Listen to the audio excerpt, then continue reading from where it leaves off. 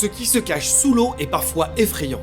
Si tu plonges au large de l'île de Lanzarote, aux îles Canaries, tu risques de tomber sur un spectacle à la fois incroyable et perturbant. Des centaines de sculptures sont cachées sous l'eau à 15 mètres de profondeur. Malheureusement, on n'est pas sur les restes de l'Atlantide, car en réalité, c'est beaucoup plus récent que ça.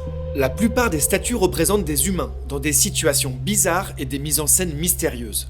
Un groupe semble marcher en direction d'un immense portail vers l'inconnu, un autre est à bord d'un zodiaque, un troisième représente des adultes jouant sur une aire de jeu, et il y a ce grand cercle, composé de corps. Ce que je viens de te montrer, c'est tout simplement le premier musée sous-marin d'Europe, le Museo Atlantico. Le travail a été réalisé par l'artiste Jason Dickers Taylor. Il a commencé en 2006 au large de l'île de la Grenade, aux Caraïbes, et il a ensuite enchaîné avec les fonds à proximité de Cancun. Le musée est ouvert depuis 2016, mais devrait évoluer au fur et à mesure des années avec le développement de la vie sous-marine. Oui, car les statues sont conçues pour ne pas polluer. Pense à t'abonner pour découvrir le prochain lieu.